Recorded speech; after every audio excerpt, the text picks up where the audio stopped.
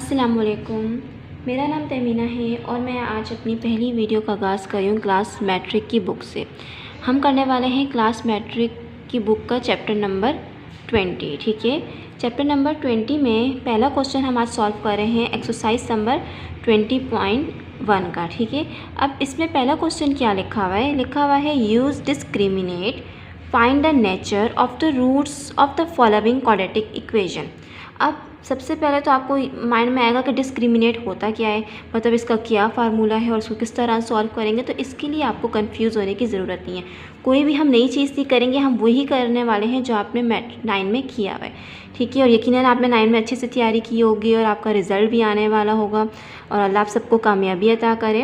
तो आपने क्लास 9 में एक फार्मूला याद किया था जिसको आप बहुत ज़्यादा यूज़ करें, तो वो क्या था? x = -b plus minus under root b² - 4ac/2a। क्या ये फार्मूला आपको याद है? ये फार्मूला आपने यूज़ किया था। ये किस चीज़ का फार्मूला था? ये फार्मूला था आपके पास क्वाड्रेटिक इक्वेशन, क्वाड्रेटिक फार्मूला आपके पास है। ठीक है ना। अब असल में डिस्क्रिमिनेट क्या होता है? ये जो अंडर रूट की अंदर वाली वैल्यू है यानी कि b² - 4ac, ये आपके पास डिस्क्रिमिनेट है जिसको आज आपने फाइंड करते हुए अपने क्वेश्चन नंबर 1 के सारे क्वेश्चन जो हैं सॉल्व करने हैं। ठीक है, अब चेंजिंग सिर्फ इतनी सी है कि डिस्क्रिमिनेट हमारे पास किसकी इक्वल होता है? जैसे कि ये तो पूरी इक्वेशन x की इक्वल थी, इसी तरह डिस्क्रिमिनेट हमारे पास डेल्टा की इक्वल है और हम ये भी कह सकते हैं कि ये हमारे पास d के इक्वल है। ठीक है, ये d के इक्वल भी होता है, लेकिन हम यूज़ ये करेंगे क्योंकि आपकी बुक में ये डेल्टा यूज़ हो रहा है, इसलिए हम डेल्टा ही यूज़ करेंगे, लेकिन आपको पता होना चाहिए कि ये d के भी इक्वल होता है। आई होप सो आपको इतनी समझ में आ गई होगी कि हम डिस्क्रिमिनेट फाइंड करने वाले हैं जिसका फार्मूला है डेल्टा = b² - 4 ऐसी, जो कि नई बात नहीं, जिसको आपको याद करने के लिए कुछ ज़्यादा मेहनत करने की ज़रूरत नहीं। ऑलरेडी आपको याद है, आपने क्वाड्रेटिक इक्वेशन में से इसको निकाल के आपने लिख दिया है। ठीक है, अब इसको करने के कुछ स्टेप्स होंगे जो आपका जिसको क्लियर करना आपके लिए बहुत ही ज़रूरी है। पहला स्टेप आपके पास क्या होगा कि आपने एक में पहले तो जब भी आप क्वेश्चन सॉल्व करने लगे पेपर्स में, बोर्ड में, तो आप क्वेश्चन को सॉल्यूशन के बाद एक दफ़ा लिखते हैं। ठीक है ना। अब हम बात करते हैं इसके पहले स्टेप की। हर क्वेश्चन में आपने पहला स्टेप किस चीज़ को देखना है कि जितनी भी वैल्यूज़ हैं यहाँ पे, जितनी भी वैल्यूज़ हैं x² x और कोफिशिएंट के साथ जितनी भी वैल्यूज़ हैं, ये सारी एक साइड पे होनी चाहिए। अब एक साइड से मुराद मैं ये नहीं कह रही कि लेफ़्ट साइड पे हो या राइट साइड पे हो। वो लेफ़्ट साइड पे भी आप कर सकते हैं, वो राइट साइड पे भी कर सकते हैं, लेकिन होनी एक साइड पे चाहिए, इक्वल टू के एक साइड पे सारी वैल्यूज़ होंगे और दूसरी साइड पे हमारे पास 0 होगा। पहला स्टेप हमारे पास ये होना चाहिए। क्या आपका पहला स्टेप क्लियर है? हमारे पास सारी वैल्यूज़ एक साइड हैं, बिल्कुल हैं सारी वैल्यूज़, ये सब एक साथ है और दूसरी तरफ हमारे पास क्या है? 0, यानी कि पहला स्टेप जो है हमारा सेटिस्फाई हो गया है। अब हम जाएंगे दूसरे स्टेप की तरफ। दूसरे स्टेप में क्या करना है? हमें a b c निकालना है। हमें देखना है कि हमारे पास a क्या है, हमारे पास b क्या है, हमारे पास c क्या है। ठीक है ना। x² के साथ जो नंबर होता है वो हमारे पास a होता है। अब x² के साथ आपको कुछ नज़र आ रहा है? नहीं, कुछ नहीं, तो इसका मतलब यहाँ क्या है? 1 है। और ये चीज़ आप क्लास 7 से 8 से पढ़ते आ रहे हैं कि जिसके साथ कुछ भी नहीं है यानी कि उसके साथ 1 है, जिसके साथ कोई साइन नहीं है यानी उसके साथ प्लस का साइन है। चीज़ें, बेसिक चीज़ें जो आप शुरू से पढ़ते आ रहे हैं। ठीक है, तो यानी a हमारे पास 1 आ गया, b हमारे पास x के साथ जो वैल्यू होगी उसको हम b का नाम देंगे, b हमारे पास 5 आ गया, और c, ये जो लास्ट कांस्टेंट वैल्यू है इसको हम c का नाम देते हैं और ये है -6। माइनस प्लस साइन को आपने लाजमी देखना है। अगर माइनस का साइन है तो माइनस लिखेंगे, प्लस का साइन है प्लस लिखेंगे। अगर कि आप इसको क्या नाम है इग्नोर करेंगे तो आंसर आपका ही गलत आएगा, इसलिए ये इग्नोर करने वाली चीज़ थी, इस पर बहुत ज़्यादा फोकस के साथ लिखना है। ये आपके पास a है, ये b है, ये c है, साइन को देख के लिखना है। a b c आ गया। अब हमारा फार्मूला क्या था कि डेल्टा बराबर है b² - 4ac के। तो हम क्या करेंगे? b का स्क्वायर -4 × 4 के आगे a की वैल्यू डालनी है और आगे c की वैल्यू डालनी है। ठीक है, b क्या है हमारे पास? 5, यानी हमने अंदर लिख दिया 5। a की जगह हम क्या लिख देंगे?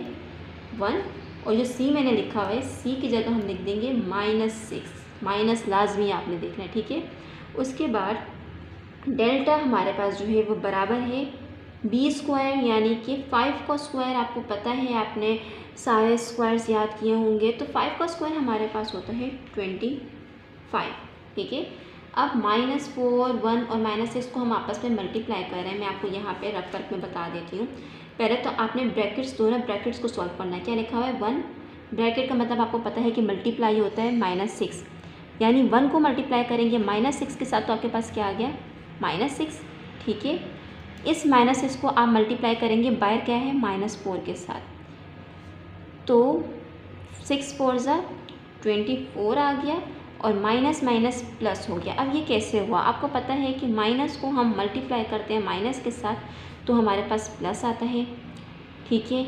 इसी तरह माइनस को हम मल्टीप्लाई करते हैं प्लस के साथ तो वो माइनस हो जाता है। ये सारी चीज़ें हमने शुरू से हम पढ़ते आ रहे हैं, minus minus plus, plus minus minus, minus plus minus और माइनस और प्लस प्लस प्लस होता है। ये वही चीज़ें हैं, कुछ भी नया आप नहीं करने वाले, सब आपने पहले से किया हुआ है। सिर्फ आपने थोड़ा सा फोकस करना है और प्रैक्टिस करनी है, ठीक है। तो ये हमारे पास 24 आ गया, यानी हमने यहाँ लिख दिया +24। अब हम इसको क्या करेंगे, ऐड करेंगे, 2 और 2 हमारे पास 4 हो गया, 5 और 9 49, यानी आपने डेल्टा तो निकाल दिया 49। ये आपके पास आ गया डिस्क्रिमिनेट। मगर यहीं आपका काम ख़त्म नहीं हुआ है। आपके क्वेश्चन में क्या दिया हुआ है, यूज़ डिस्क्रिमिनेट। डिस्क्रिमिनेट को इस्तेमाल करते हुए आपने फाइंड करना है nature of the root, root की नेचर कैसी है। तो अब हमने बात करनी है नेचर की। तो नेचर के लिए मैं आपको बता देती हूँ, हमारे पास जो है कंडीशंस होती हैं कुछ, यहाँ पे नेचर्स की 3 कंडीशंस हैं, ठीक है। वो तीनों कंडीशंस आपने देखनी है। मैं तीनों कंडीशंस आपको अच्छे से कोशिश करूँगी एक्सप्लेन कर दूँ कि कोई कन्फ्यूजन ना रहे। एक तो बी स्क्वायर -4AC, यानी जो आपने सॉल्व किया है इसी को देख के आपने कंडीशन देखनी है, ग्रेटर देन होगा 0 के। तो हमारे पास रूट्स क्या होंगे, ग्रेटर देन 0 का क्या मतलब है, यानी 0 से बड़ा। अब 0 से बड़े में हमारे पास क्या आ सकता है, 0 से बड़े में हमारे पास 1 भी आ सकते हैं, 2 भी आ सकते हैं, 3 भी आ सकते हैं, एज सो ऑन। मतलब 0 से बड़ा कुछ भी हो वो हमारे पास ग्रेटर देन में आ गया, ठीक है ना। तो हमारे पास रूट्स कैसे होंगे, रूट्स होंगे हमारे पास रियल, ठीक है, और अनइक्वल, और सम टाइम रूट्स हमारे पास होंगे रेशनल। हर दफ़ा नहीं, कहीं कहीं पे रेशनल होंगे। अब कहाँ पे रेशनल होंगे ये मैं आपको बता देती हूँ। रूट्स हमारे पास रियल कैसे होंगे, अब देखें, आप क्वाड्रेटिक फार्मूले को ही देखें। जब आप इसको सॉल्व करते हैं तो आपके पास x की 2 वैल्यूज़ आती हैं। एक वैल्यू आती है x इक्वल टू, आप फ़र्ज़ करें -1/2 और x इक्वल टू 3/2। इस तरह की 2 वैल्यूज़ आती हैं जब आप पूरा इसको सॉल्व करते होते हैं फार्मूला लगा के, वैल्यूज़ डाल के ABC की। तो ये वैल्यूज़ आपके पास क्या आ गई, आपके पास रूट्स जो हैं वो अनइक्वल आ गए, ठीक है ना। लेकिन मैंने आपको अभी क्या बोला, रेशनल कहाँ, ज़्यादातर जगहों पे आप रियल और अनइक्वल यूज़ करेंगे, लेकिन रेशनल आप वहाँ पे यूज़ करेंगे जहाँ पे आपके पास जो नंबर है वो किसी का परफेक्ट स्क्वायर हो। जैसे कि 49 के किसी का परफेक्ट स्क्वायर है, बिल्कुल 49 किसका परफेक्ट स्क्वायर है, 7 का। अगर कि कोई ऐसा नंबर है जो किसी का परफेक्ट स्क्वायर हो तो आप इसके साथ रेशनल भी लिखेंगे, अदरवाइज़ आप रेशनल नहीं लिखेंगे। जैसे कि इस क्वेश्चन में हमारे पास हम बोल सकते हैं जो हमारे पास रूट्स थे वो क्या हैं, रूट्स आर रियल हैं, रूट्स हमारे पास अनइक्वल हैं, और हमारे पास रूट्स जो हैं वो रेशनल हैं, ठीक है, क्योंकि ये हमारे पास परफेक्ट स्क्वायर है। ये तो पहली कंडीशन थी। एक कंडीशन ये थी, बाकी 2 भी मैं आपको यहीं समझा देती हूँ ताकि आगे जाके आपको कोई कन्फ्यूजन ना हो, यहीं आपकी हर चीज़ क्लियर हो जाए। दूसरी कंडीशन ये होती है कि अगर b² - 4AC <0, यानी ये पूरा सॉल्व करने के बाद जो डेल्टा की वैल्यू है वो <0 से क्या मुराद है, 0 से कम। अब 0 से कम कैसे हो सकती है, 0 सबसे लास्ट नंबर है आपके मुताबिक, है ना। अब 0 से कम यानी कि नंबर्स नेगेटिव में शुरू हो जाए। 0 से कम, जैसे कि आप ये देख लें, एक लाइन है, ये 0 है, आगे 1 2 3, पीछे जब हम जाते हैं तो क्या हो जाता है, नेगेटिव शुरू हो जाता है, -1 -2 -3, यानी कोई भी ऐसा नंबर जो कि नेगेटिव में स्टार्ट हो रहा है, माइनस में स्टार्ट हो रहा है, तो उसके रूट्स हमारे पास हो जाएंगे इमेजिनरी और कॉम्प्लेक्स, या हम इसको कॉम्प्लेक्स भी बोल सकते हैं। अब ये कॉम्प्लेक्स हमने क्यों बोला, क्योंकि आपको पता है कि माइनस जो है वो हमारे लिए आयोटा को भी रिप्रेजेंट कर रहा होता है। हम बोलते हैं ना -2 √-2 को हम बोल देते हैं 2 आयोटा। ये सब आपने पढ़ के आए। मैंने आपको पहले ही कहा था कि आप वही चीज़ें पढ़ेंगे, कुछ नया नहीं है, सब वैसे ही है, बस कुछ पॉइंट्स हैं इसमें जो न्यू हैं, जो थोड़े से अलग है, बाकी सब वही है। इमेजिनरी कॉम्प्लेक्स क्लास 9 में आपने अच्छे से पढ़ा है। इसमें हमने बताया कि जब माइनस में वैल्यू आती है तो वो हमारे पास आयोटा हो जाता है, और आयोटा के लिए हम यूज़ कर लेते हैं कॉम्प्लेक्स और इमेजिनरी। ये तो बात थी कि जब वो लेस देन हो, जब वो ग्रेटर देन हो, लेकिन कभी इक्वल भी तो आ सकता है ना। ऐसा भी तो हो सकता है कि वो 0 के इक्वल हो, यानी जो आपका आंसर है वो 0 आए। तो इस कंडीशन में हम क्या करेंगे, अगर कि वो 0 आ गया, यानी ये भी 0 हो गया और ये भी 0 हो गया, इक्वल टू 0 हो गया, तो पहली बात तो ये कि हम बोलेंगे ये इक्वल है, ऐसा ही है, क्योंकि इक्वल टू 0 हो गया ना। और दूसरी बात ये है कि ये हमारे पास रियल नंबर भी है हमारे पास, और तीसरी बात ये है कि ये रेशनल नंबर भी है। अब ये रेशनल नंबर कैसे हो गया, आपके माइंड में क्वेश्चन आएगा, क्योंकि मैंने अभी कहा रेशनल नंबर तो वो होते हैं जो किसी के परफेक्ट स्क्वायर हो। तो ये रेशनल नंबर कैसे आया, ये रेशनल नंबर ऐसा है क्योंकि 0 भी आपके पास परफेक्ट स्क्वायर में ही आता है। ठीक है, यहाँ तक आपका क्वेश्चन नंबर 1 जो है वो कंप्लीट हो गया है। अब हम जाएंगे इसी के क्वेश्चन नंबर 2 में, यानी कि इसके पार्ट 2 में। पार्ट 2 में हमारे पास क्या लिखा है, हमारा इसका पार्ट 2 क्या है, x² = 6x। क्या जो मैंने आपको फर्स्ट स्टेप बताया था कि सारी वैल्यूज़ एक साइड पे होनी चाहिए, इस बात को सेटिस्फाई कर रहा है, नहीं कर रहा, क्योंकि x² है और इक्वल टू की दूसरी साइड हमारे पास 6x है। तो हमें क्या करना है, सारी वैल्यूज़ को एक साइड लेके आना है। और मैंने पहले ही आपको कहा था कि ये कोई रूल नहीं है कि आप इसको लेफ्ट भी ला सकते हैं, आप इसको राइट पे भी ला सकते हैं। ठीक है, तो हम क्या करेंगे, सिर्फ आपने इतना अपने माइंड में रखना है कि जो x² है इसको कभी भी नेगेटिव नहीं करना, ठीक है ना। तो इसको नेगेटिव नहीं करना, तो यानी कि x² तो अपनी जगह पे रहेगा, ये 6x यहाँ इक्वल टू की दूसरी साइड आ जाएगा, तो इसका साइन क्या हो जाएगा, चेंज। मैं 6x को यहाँ इसलिए लेके आया क्योंकि मैंने आपको एक बात बता दी, एक पॉइंट मैंने आपको बता दिया कि x² माइनस नहीं होना चाहिए, और यही बात हम आखिर तक अपने माइंड में रखेंगे। ठीक है, अब हमने क्या करना है, वही ABC निकालना है, बिल्कुल पिछले वाला सारा काम हो जाएगा। हम यहाँ से A निकाल देंगे, फिर हम B निकाल देंगे और हम C निकाल देंगे। A मैंने यही बोला था कि x² के साथ जो नंबर होगा वो हमारे पास A होगा, यानी कि 1। x के साथ जो नंबर होगा वो हमारे पास -6 यानी कि B होगा। अब आप सोचेंगे कि A तो चलो आ गया, B तो आ गया, लेकिन C कहाँ है, यहाँ तो हमें कहीं कॉन्स्टेंट वैल्यू नहीं नज़र आ रही। तो प्लीज़ बच्चों, इसके लिए आप घबराना नहीं, परेशान नहीं होना। यहाँ पे अगर आपके पास C नहीं है, यानी कि इस तरह -6 कोई कांस्टेंट नंबर नहीं है, तो इसका मतलब है C आपके पास 0 है। जो चीज़ नहीं है तो हमारे पास 0 है। ठीक है, अब हमने क्या करना है, वही फार्मूले में लगाना है, जैसे कि हमें पता है कि डेल्टा बराबर है B² - 4AC के, यानी कि डेल्टा बराबर है B² - 4 × A × C। D हमारे पास -6, 4 और A हमारे पास 1 और C तो हमारे पास क्या है, 0।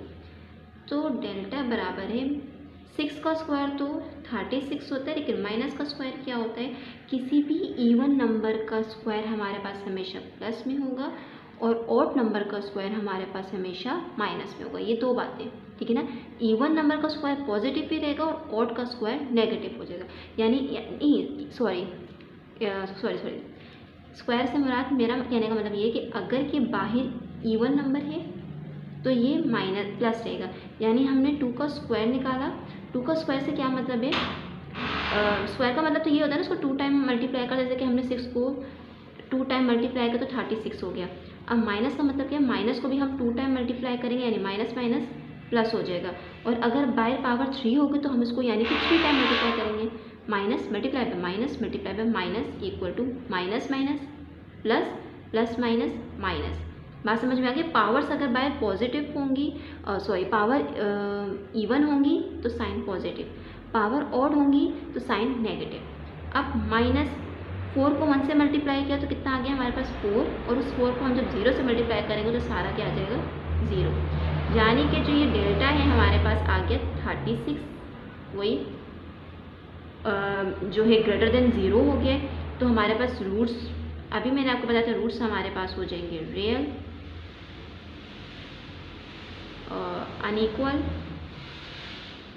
और क्या ये रेशनल है कि नहीं, जी हाँ बिल्कुल ये रेशनल है। ये रेशनल क्यों है, रेशनल के बारे में मैंने आपको क्या बताया था, किसी का परफेक्ट स्क्वायर है तो जाहिर सी बात है 36 परफेक्ट स्क्वायर है किसका, 6 का, तो ये हमारे पास हो गया रेशनल। यहाँ तक हमारे 2 क्वेश्चन हो गए। हम चलते हैं अपने तीसरे क्वेश्चन की तरफ।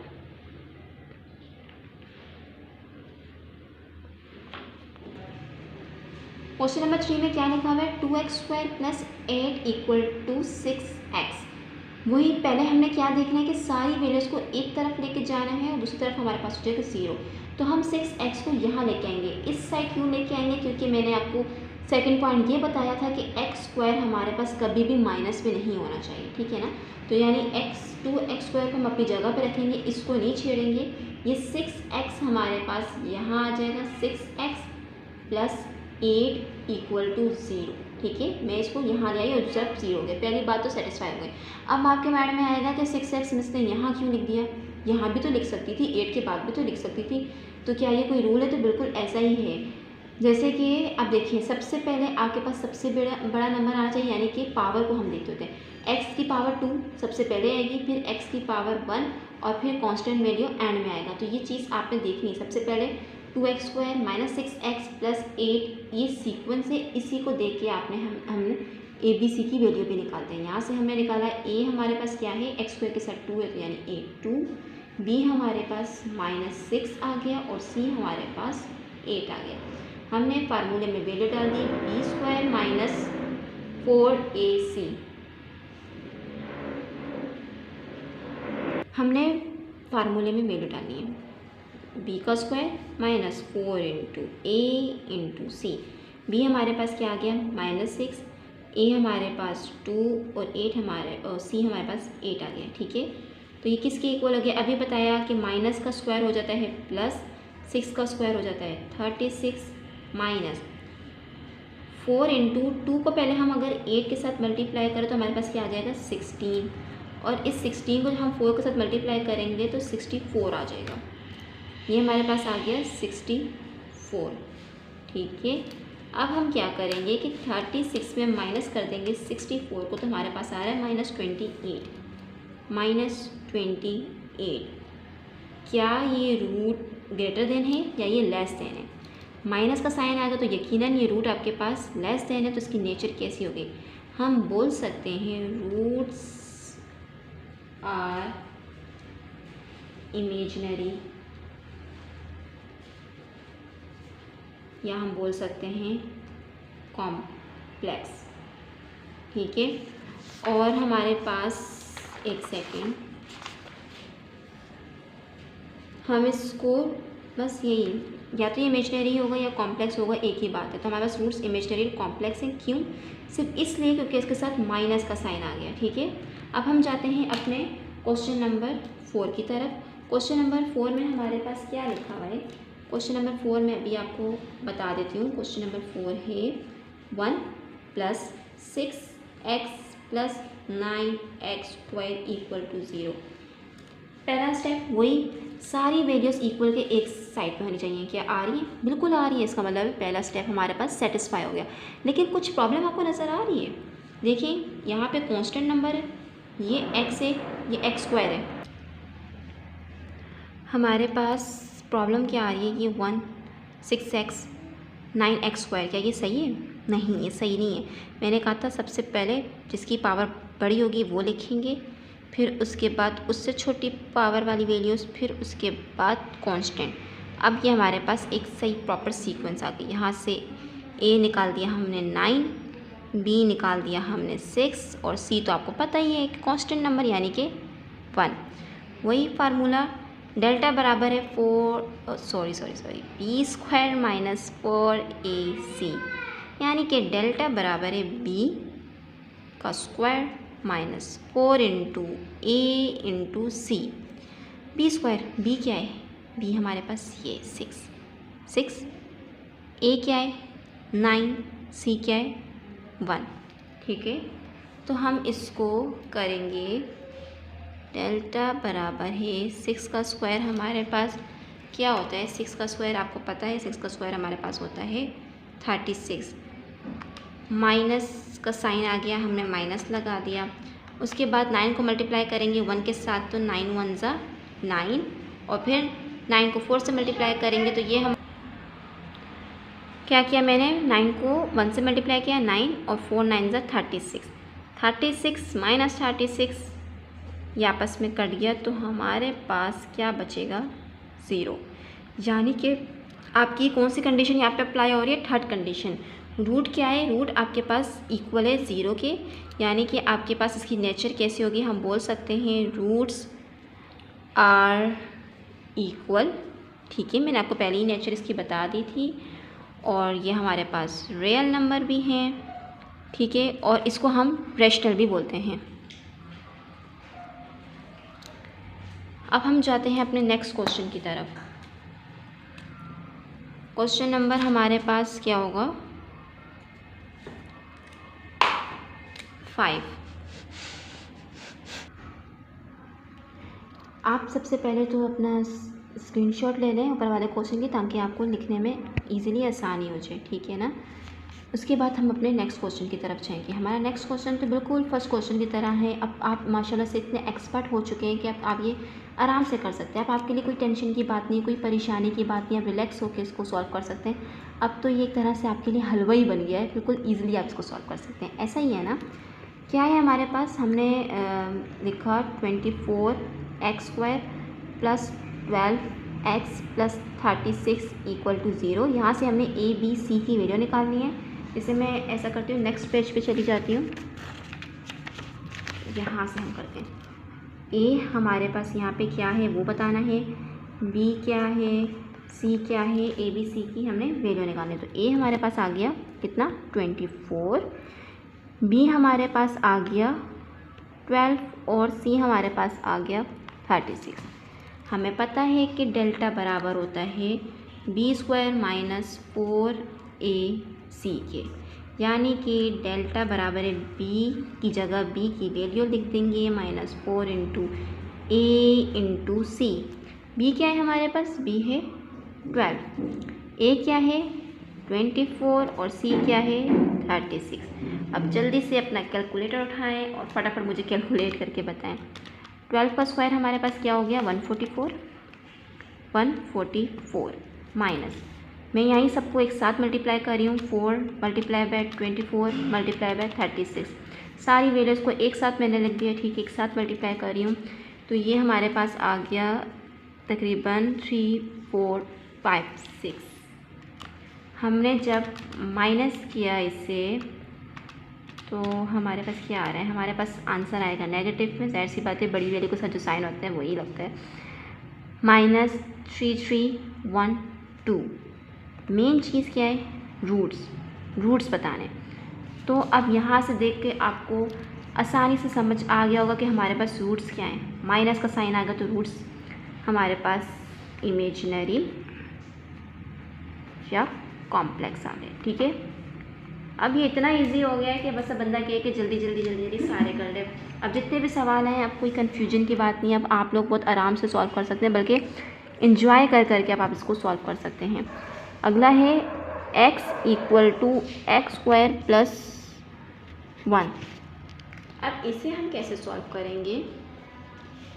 सबसे पहले तो आप ऊपर वाले का एस ले लें अगर आपने स्क्रीनशॉट इसका लेना है ताकि आप इजीली इसको कर सकें।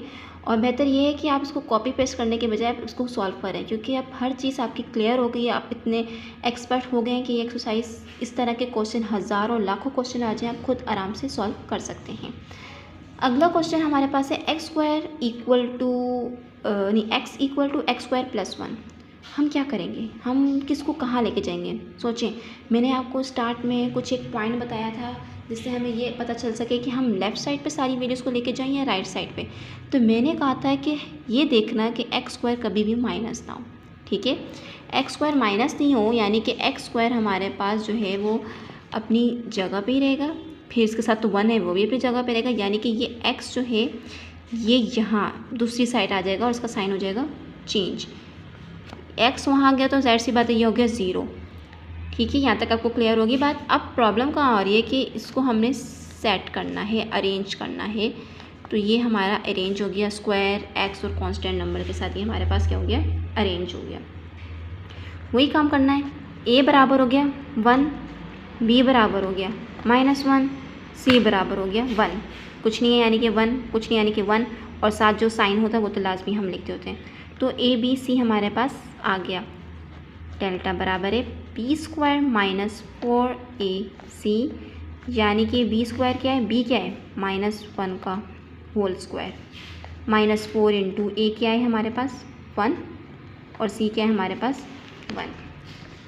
तो ये हमारे पास हो गया 1 -4 जो कि इक्वल हो गया -3 के। ऐसा ही है, वही जैसे ऊपर हमने क्वेश्चन किया हुआ, माइनस का साइन आ गया। आप बोल सकते हैं रूट्स आर, मैं पूरी लाइन नहीं लिख रही हूँ, अब आपको पता चल गया कि आपने क्या लिखना है। आपने लिखना है कि roots are imaginary and imaginary और स्लैश डाल के आप लिखते हैं कॉम्प्लेक्स, इमेजनरी या कॉम्प्लेक्स। हमारे 6 क्वेश्चन हो गए हैं। अब हम जाते हैं अपने क्वेश्चन नंबर 7 की तरफ, जो कि हमारे पास से सेकंड लास्ट क्वेश्चन है आज के लिए। 3x² + 6 = 5x। It's too much easy, इसमें कोई प्रॉब्लम की बात नहीं है। हमने सिंपल यही करना है कि 5x को दूसरी साइड लेके आना है, यानी x² - 5x + 6 = 0 हो गया हमारे पास। अब हमने क्या करना है, सिंपली हमने a की वैल्यू निकाल दी जो कि 3, हमारे पास है 6, यानी a b c की वैल्यू हमारे पास यहाँ पे आ गई। हमने फार्मूला लगाया b² - 4ac जो कि किसके बराबर है, b यानी कि 3 का स्क्वायर -4 इंटू, सॉरी एक मिस्टेक हो गई है, मुझसे हो गई है। b तो हमारे पास -5 था, देखें -5 था और मैंने क्या लिख दिया, a हमारे पास 3 है और c हमारे पास 6 है। मैं इसको ऐसा करती हूँ, यहीं आगे लिख देती हूँ ताकि आप लोगों को जब इसको कॉपी करना तो ज़्यादा प्रॉब्लम ना हो, ठीक है।